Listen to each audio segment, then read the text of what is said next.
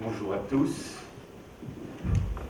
Bonjour particulièrement aux nouveaux ou aux nouvelles qui rejoignent le Berry-Loiret. Je ne sais pas s'il y en a beaucoup qui rejoignent le Berry-Loiret. En tout cas, il y en a sûrement un certain nombre qui rejoignent cette rencontre des chefs d'établissement, puisqu'il y a aussi les adjoints, les APS qui sont invités. Et donc, je les salue particulièrement, puisque c'est la première fois qu'ils viennent à cette randonnée de rentrée. La question de la prospective 2025 est d'abord la question que le Christ pose à Bartimée. Que voulez-vous que je fasse pour vous? Ou, si je repose la question autrement, que voulons-nous? Que voulez-vous? Que voulez-vous, pas comme chef d'établissement tel Robinson Crusoe sur son île, mais que voulez-vous avec vos différents conseils, et particulièrement le conseil d'établissement qui est chargé de vous aider, de vous coordonner, de vous aider à définir, à organiser et à prévoir la prospective et la dynamique d'un établissement. Et donc, que voulez-vous, vous qui, comme chef d'établissement, adjoint, APS, avez la charge avec le conseil d'établissement de chacune de vos institutions, de vous projeter sur l'avenir et de ne pas simplement gérer le présent.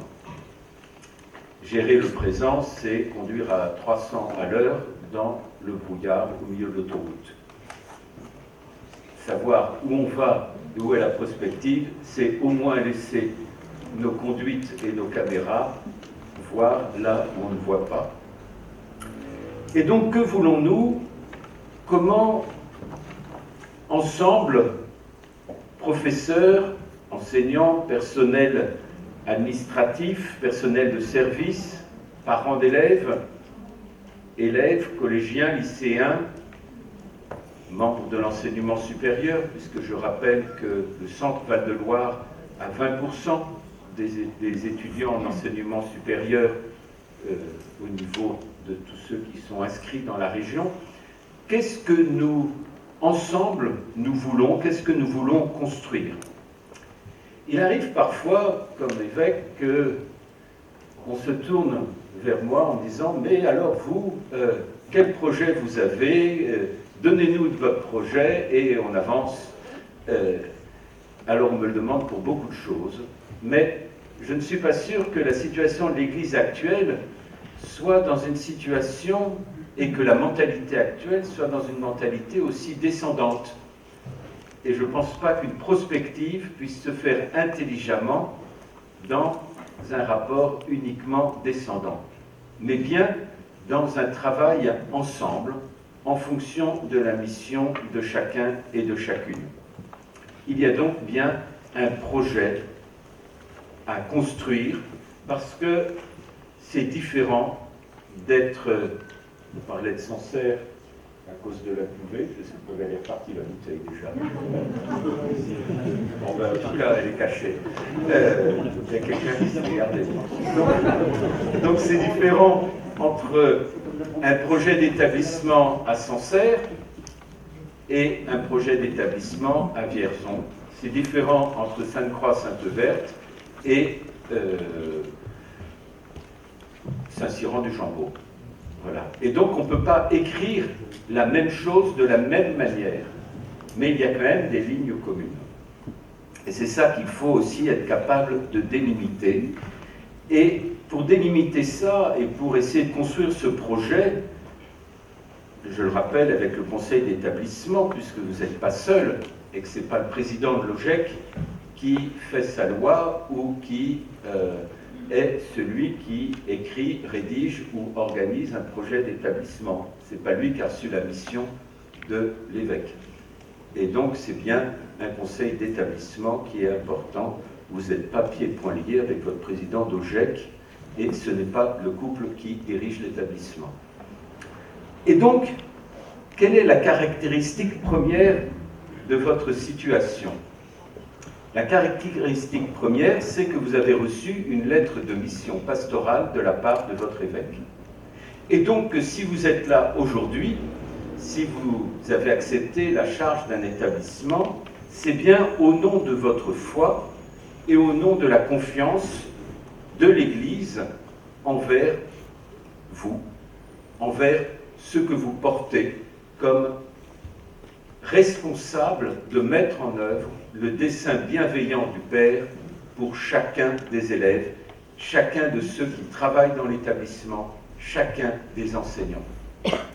Et votre angoisse de tous les matins, c'est pas de se dire combien il y aura de profs à remplacer. Votre angoisse de tous les matins, c'est de se dire comment je vais faire grandir le dessein bienveillant de Dieu pour cet enseignant, pour cet élève, pour ce collège, pour ce lycée. Ou plutôt, qu'est-ce qu'ils sont en devenir dans le regard de Dieu. Un chef d'établissement est donc, par cette lettre de mission, responsable de construire une communauté. Ce n'est pas de faire vivre une communauté, c'est de construire une communauté. Et donc la construction d'une communauté, c'est la construction d'un corps avec l'ensemble de ses articulations. Il serait effectivement désastreux qu'un lycéen ou une lycéenne quitte l'établissement en disant ben, « heureusement c'est fini, j'y remettrai plus jamais les pieds de ma vie ». Il serait désolant qu'un prof ou un enseignant ou un ou une responsable scolaire puisse se dire « ah ben si c'est ça l'Église, vraiment, j'y remets jamais les pieds dans cette Église. » Vous voyez, il y a une vraie responsabilité, car vous êtes, par la lettre de mission, responsable de construire une communauté qui est un corps ecclésial articulé. Pourquoi c'est le chef d'établissement et non pas le prêtre? Évidemment, la réponse, vous l'avez, c'est l'écologie intégrale. C'est bien la dimension intégrale de la formation qui justifie cela. C'est-à-dire qu'on ne peut pas mettre la foi et la transmission de la foi d'un côté et la vie de l'établissement d'un autre.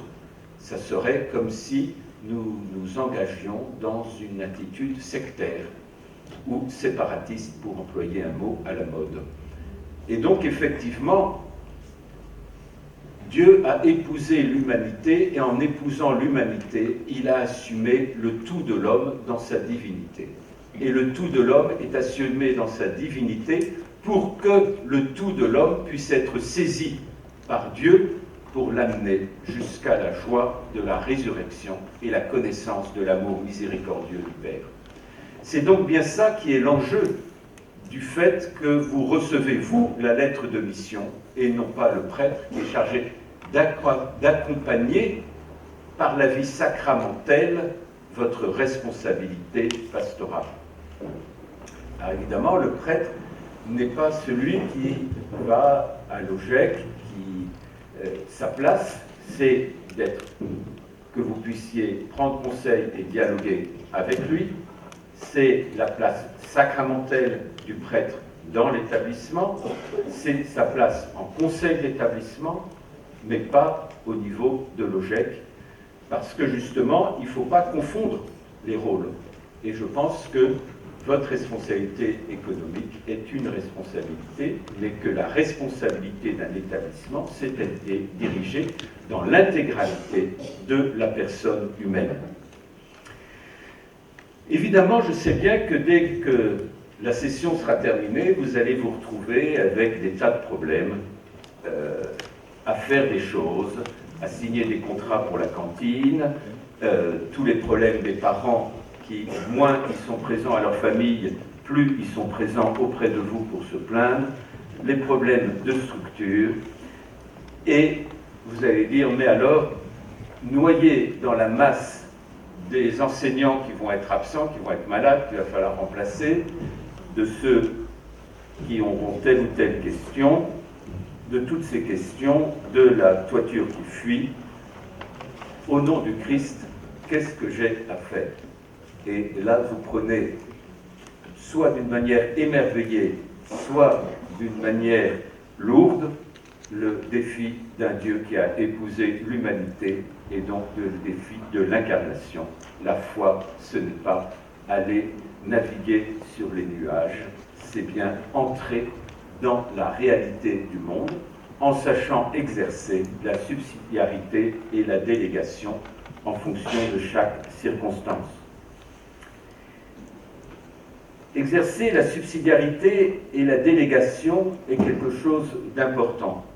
Pour cela, il faut connaître ses propres charismes. Au risque de beaucoup vous décevoir, c'est comme les évêques, vous n'avez pas tous les charismes. C'est comme les évêques, vous ne savez pas tout faire. Et vous n'êtes pas doué pour certaines choses, mais vous êtes doué pour d'autres, rassurez-vous.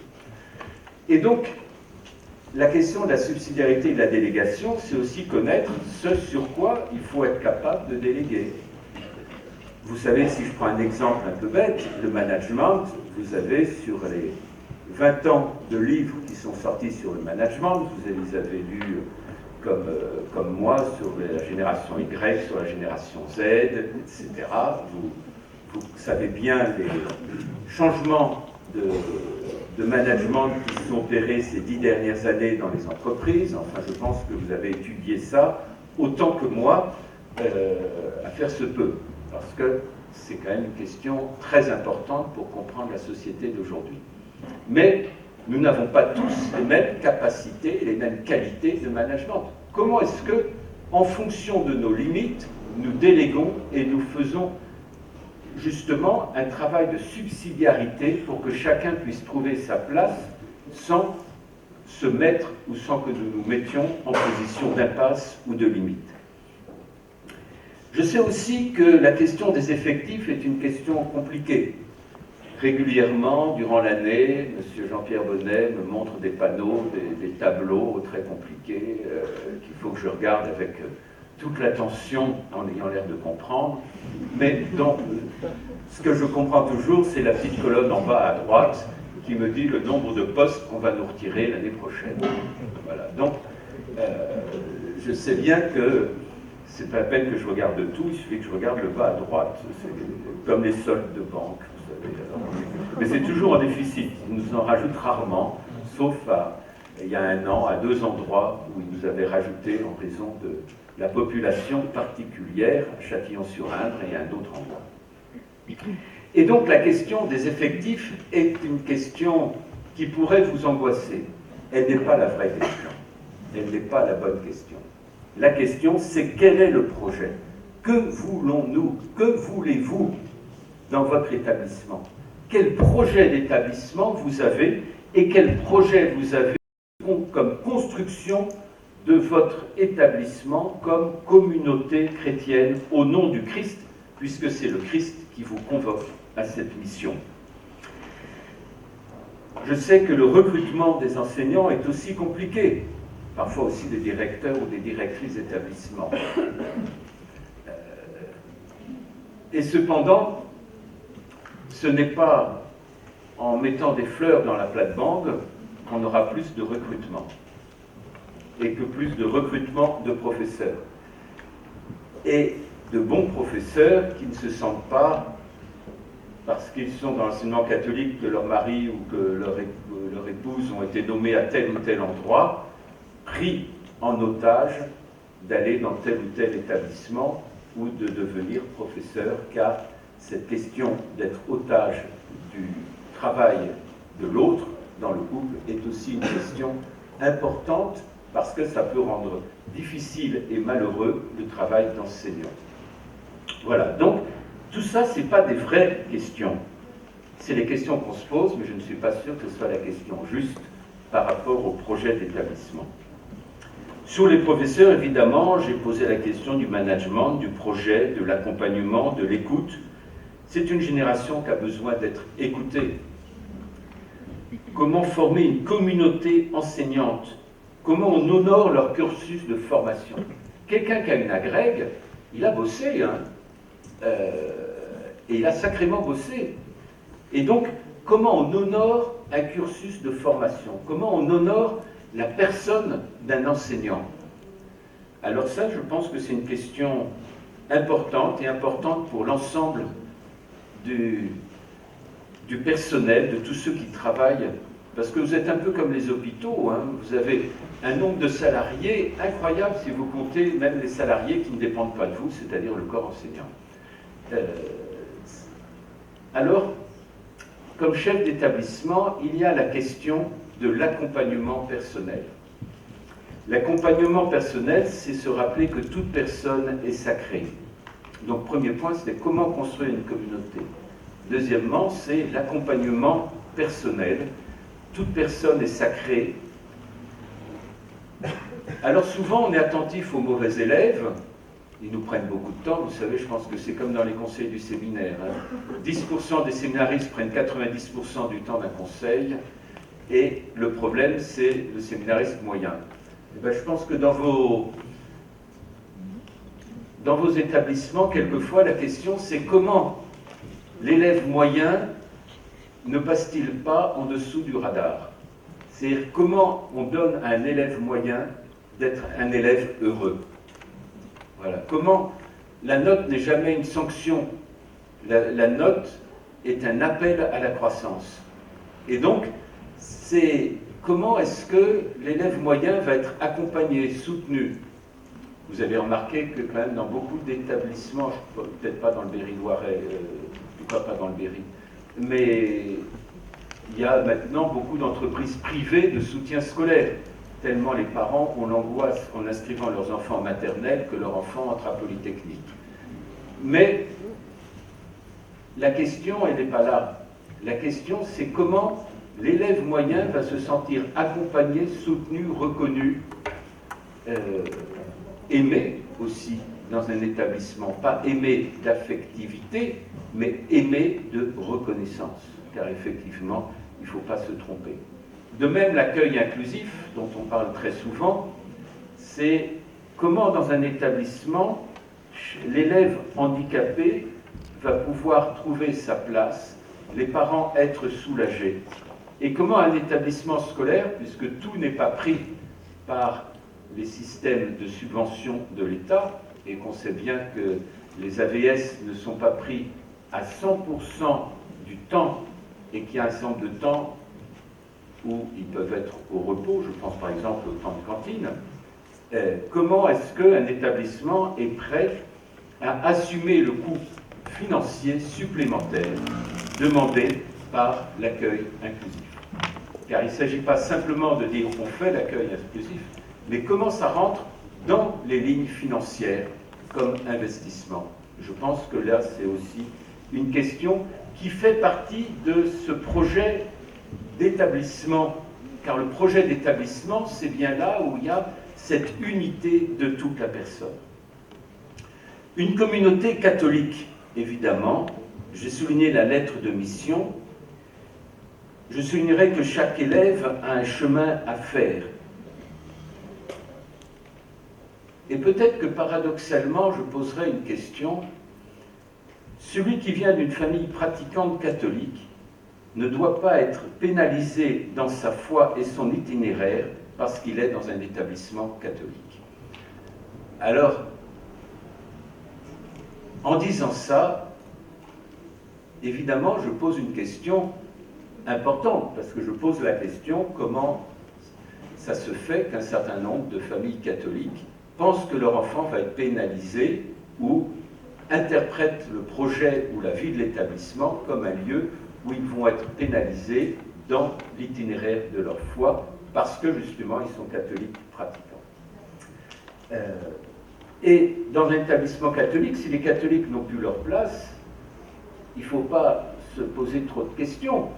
Évidemment, si vous perdez les catholiques et que vous perdez les élèves moyens, votre établissement, dans 10 ans, il est fermé. La question, elle est quand même une question importante. Et donc, la question de la manière dont on assume la situation des jeunes et de la société actuelle, qui est une situation totalement nouvelle.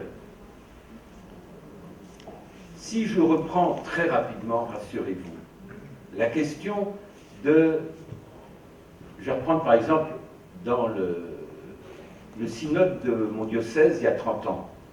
ça a été fait par des gens qui, en fonction de leur âge et de ce qui se passait il y a 30 ans, sont nés dans une culture catholique, ont grandi dans une culture catholique, ont vécu dans une culture catholique, et ont continué depuis 30 ans à avoir des responsabilités et à tenir les enterrements, les baptêmes, les préparations au mariage et tout ça.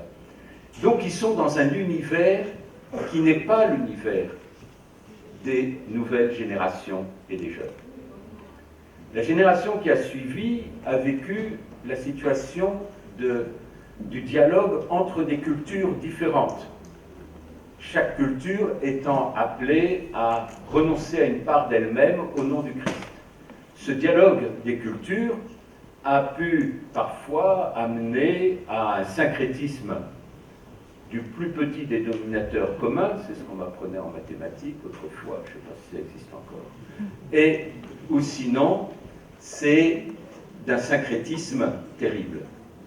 Et au pire, ou au mieux, je ne sais pas, un système du supermarché où on pouvait, en présentant chaque culture ou chaque religion, choisir dans les rayons ce qui nous plaisait. Cette situation-là a disparu, nous ne sommes plus là-dedans, et la dernière loi de bioéthique a fini par sceller un changement structurel d'une troisième étape dans la vie de notre société, qui est le fait que nous n'avons plus les bases anthropologiques communes à partir desquelles nous pouvons construire. Et donc ma question sur la place de l'élève d'une famille catholique est une question qui tient compte de comment le fondement anthropologique qui vient du Christ et qui est le cœur même de notre établissement est mis en œuvre dans le projet de chaque établissement. Et c'est-à-dire comment nous ne sommes pas encore dans un système de dialogue interculturel ou interreligieux, de syncrétisme ou du plus petit dénominateur commun, mais comment nous sommes entrés dans la culture religieuse dans cette question du fondement anthropologique qui n'est plus homogène à l'intérieur d'une société comme celle de la France. Et là, nous sommes vraiment dans quelque chose qui vaut la peine d'être vécu. Et comment, c'est la deuxième question sur le changement, c'est que beaucoup de choses actuellement ne peuvent pas être dites. Et beaucoup de souffrances ne peuvent pas être dites. Quand j'étais jeune évêque, ça fait 15 ans que je suis évêque, donc c'était il y a longtemps. Quand j'étais jeune évêque, j'avais été très marqué par le nombre de jeunes de 4e seconde qui m'écrivaient en disant voilà, ma grand-mère est morte, mais je ne peux pas dire à mes parents la souffrance que ça veut dire pour moi, parce que ça va les faire pleurer. Et donc, il n'y a qu'à vous que je peux écrire que je souffre du deuil de mes grands-parents. Et ils m'ont dit qu'il ne fallait pas que j'aille à l'enterrement parce que j'allais pleurer à l'enterrement. Et ça, c'est l'exemple d'une souffrance qu'ils n'avaient pas le droit de dire.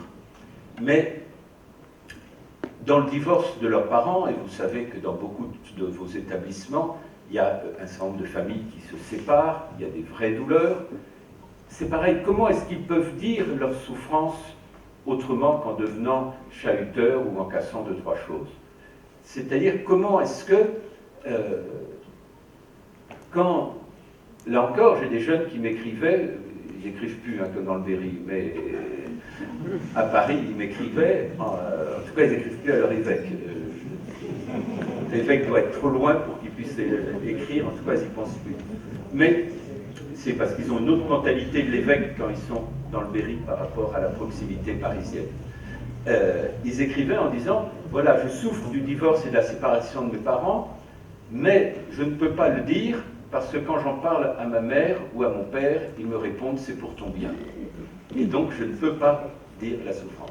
Puis un troisième exemple de lettres que je recevais, qui était, alors je me souviens très bien de ce jeune, qui disait, mais voilà, c'est compliqué parce que dans ma famille, c'était un immigré d'un autre pays. Et donc il me disait, mais dans ma famille, on dit ça c'est bien, ça c'est mal. À l'école, on me dit ça c'est bien, ça c'est mal. À l'église, on me dit ça c'est bien, ça c'est mal. Et ça ne correspond pas. Et voilà qu'à l'école, on me dit que quelque chose est bien, que dans ma famille, on me dit que c'est mal. et que dans la société, c'est encore autre chose. Comment voulez-vous que je puisse construire ma vie? Comment est-ce que voulez-vous que dans ma conscience, je puisse trouver un chemin? Alors la culture religieuse, lorsqu'elle est un simple coloriage, ne suffit pas. La culture religieuse à l'école doit prendre en compte le sérieux de la foi et le sérieux d'une personne humaine. Ça ne peut pas être un simple coloriage moral. J'oserais pas dire ce que parfois on m'a raconté sur des séances de culture religieuse, mais que les professeurs qui me racontaient ces séances, ce n'est pas les élèves, hein, c'est les professeurs qui me racontaient fièrement ce qu'ils avaient préparé. Et dans ma tête, je blêmissais devant le moralisme bas de gamme de prise unique ouvert le dimanche, de ce que cela pouvait représenter. Je vous dis ça parce que ça a été pour moi quelque chose de dramatique, de découvrir qu'on pouvait faire de tels textes bibliques un bas de gamme moralisateur, alors que le sens du texte était totalement différent. Alors, il y a une question, c'est quels sont les seuils auxquels vous croyez dans la culture religieuse de votre établissement? Qu'est-ce qu'un enfant doit connaître au niveau de la culture religieuse lorsqu'il arrive en fin de CM2? Qu'est-ce qu'il doit avoir assimilé en fin de troisième? Qu'est-ce qu'il doit avoir assimilé en terminale? Et qu'est-ce que nous avons à lui partager lorsqu'il est dans l'enseignement supérieur? Car ce n'est pas parce qu'on est en enseignement supérieur qu'on a pris sa retraite de la construction de notre humanité. Et donc là, il y a une vraie question de seuil et de connaissance. Et on ne peut pas se contenter de ce qui se faisait il y a 15 ans, lorsqu'on était dans une société du syncrétisme au lieu du dialogue. On ne peut pas se contenter de simplement d'être dans un plus petit dénominateur commun. Ce n'est pas parce qu'on aura travaillé les repas dans les religions qu'on connaîtra la personne du Christ et qu'on connaîtra la différence qu'il y a entre telle religion et telle autre religion. Je vous l'ai déjà dit, il faut quand même garder dans la tête qu'il y a deux familles de religions, les familles de la fusion et les familles de l'altérité. S'ils n'ont pas intégré ça en fin de troisième, ou au moins en fin de terminale comme critère, s'ils n'ont pas intégré la différence entre le polythéisme ou le polyreligieux de l'animisme et la rupture qu'apporte la révélation chrétienne, mais alors, ils ne savent rien, parce qu'ils n'ont pas les critères, ils n'ont pas des clés pour comprendre qui ils sont et leur religion. De même, s'ils n'ont pas assimilé que le contenu d'une prière n'est pas la même dans l'islam, que le contenu du salut n'est pas le même chemin pour le judaïsme et le christianisme, que ce qu'on dit de la liberté dans l'islam n'est pas pareil que ce qu'on définit de la liberté dans le christianisme, que la dimension du libre arbitre n'est pas le même dans l'un et dans l'autre, que la libertas n'est pas la même, mais est plutôt spécifiquement chrétienne dans les concepts de liberté, mais il y a quand même des choses qu'il faut avoir intégrées. Et il faut quand même avoir intégré qui est le Christ.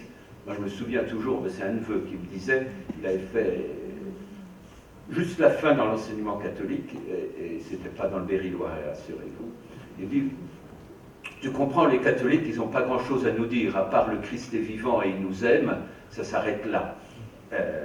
Mais il n'y avait pas l'expérience personnelle. Donc, comment est-ce qu'on construit aussi cette expérience personnelle de l'intériorité? Donc, pour moi, il y a vraiment une vraie question autour de la culture religieuse. Et puis, il y a un échec. Il y a un échec, en tout cas dans le Berry, c'est l'échec de la vie sacramentelle.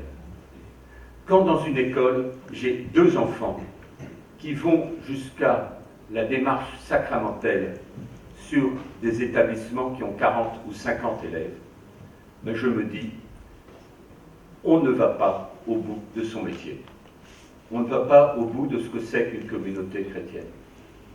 Parce que je ne suis pas là pour transmettre une morale ou des valeurs, c'est quelqu'un que je transmets à travers quelqu'un qui se donne et qui agit d'une façon vivante à travers la vie sacramentelle. Et donc il y a une vraie question qu'il faut reprendre à mon avis, qui est la question de l'articulation culture religieuse et transmission de la foi et catéchèse et vie sacramentelle. Ce n'est pas pour supprimer la culture religieuse, mais c'est parce qu'il faut réfléchir à cette articulation. On ne peut pas continuer à ramer avec 7000 élèves qui finalement n'auront pas accès pour 6900, enfin il y en a 7300 je crois chez nous, dans le Berry. Et là il y en a 22 000, ah ben oui parce qu'il y a les voisins. Donc, mais peut-être que dans le Loiret ça se passe différemment que dans le Berry.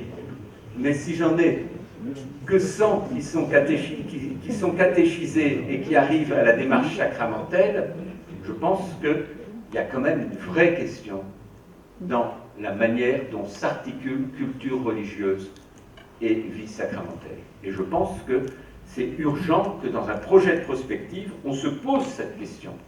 Parce que la question, quand je disais au début, il ne faut pas qu'une famille catholique se trouve pénalisée dans son itinéraire parce qu'il est dans un enseignement catholique. Voilà. Je vais vous dire des choses que vous ne répéterez pas, parce que vous êtes discret et que vous savez tenir votre langue. C'est normal, vous êtes chef d'établissement. Mais regardez à Tours, il y a 360 jeunes qui vont suivre le catéchisme avec la Fraternité Saint-Pierre. Non pas parce qu'ils sont membres de la Fraternité Saint-Pierre, mais pour que leur enfant puisse faire leur première communion, parce qu'ils sont pratiquants tous les dimanches de bonne heure, parce qu'ils ont besoin d'une structure qui leur donne une structure sécurisante. Ah, évidemment, ça correspond à un milieu, etc. À Bourges, j'ai 80 jeunes de nos établissements, ou anciens de nos établissements, qui sont catéchisés par la Fraternité Saint-Pierre et qui sont sortis de la vie paroissiale pour avoir, là encore, le catéchisme en bas âge, pour avoir la première communion. Je ne parle pas du contenu, je ne parle pas de ce qui se passe, je me dis simplement, j'ai un endroit où j'ai 2 enfants dans l'école qui demandent et qui vont à la catéchèse et à la vie sacramentelle, et de l'autre côté, j'ai du coup un report sur une structure qui est marginale par rapport à la vie paroissiale. Je ne peux pas, comme évêque, ne pas vous renvoyer cet échec et vous dire, il faut travailler cette question. Il faut travailler, et on n'a pas tant d'élèves que ça, quand même, dans certains de nos établissements, qu'on ne puisse pas réfléchir et voir avec eux si l'âge des sacrements n'est pas meilleur pour un enfant à tel moment plutôt que tel autre. Il faut arrêter les wagons du CM1 ou du CM2. Il faut arrêter les wagons de la confirmation systématiquement à tel âge. Et bien déjà, c'est bien quand ça existe, parce que dans la plupart des établissements, il n'y a plus la vie sacramentelle dans l'établissement. Donc il faut retravailler aussi avec les paroisses pour savoir comment on intègre cette vie sacramentelle dans les paroisses. Et que les curés n'aillent pas me dire « Ah ben, les établissements scolaires nous prennent des jeunes. S'ils sont un peu réalistes, ils devraient se dire on est surtout devant un échec de la pastorale catéchétique. Et on est devant un échec de quelque chose qui est en train de s'effondrer actuellement au niveau de la transmission de la foi. » Alors, vous voyez, la prospective 2025, pour moi, elle est sur 3 axes. La lettre de mission qui vous donne la responsabilité de construire et non pas d'animer une communauté.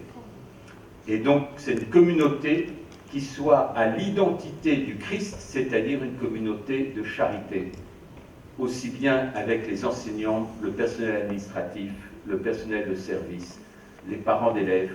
Comment est-ce qu'on construit une communauté de charité, une communauté fraternelle, qui porte l'identité du Christ? Le deuxième élément, l'accompagnement personnel dans toutes les dimensions de la personne, la dimension transcendante, relationnelle et intérieure. et y compris dans l'accueil inclusif et les coûts financiers que ça peut vouloir dire. Et le troisième grand chantier, c'est la question de l'articulation culture religieuse, vie sacramentelle et socle anthropologique qui ne peut pas correspondre à tous les socles anthropologiques de notre société. On est obligé, enfin, le Christ nous donne une vision anthropologique, à nous de savoir comment la mettre en œuvre et comment mettre en œuvre ce qui correspond à l'anthropologie chrétienne. Je pense que là, il y a un troisième chantier, et la question des effectifs, elle sera secondaire, parce qu'on saura qui on est. On n'est pas à la course du monde, on est d'abord à la responsabilité de notre identité. Alors j'ai bien conscience, de ce que je vous disais tout au début, que ce n'est pas un projet à mener seul, c'est un projet en conseil d'établissement. Depuis que je suis arrivé, j'ai toujours parlé des conseils d'établissement, parce que je crois que c'est un élément clé de la réussite d'un établissement, dans la manière dont on met en œuvre tout le monde. Voilà. Bonne réunion à vous tous. J'espère pas avoir été trop long. Ça va ? Non.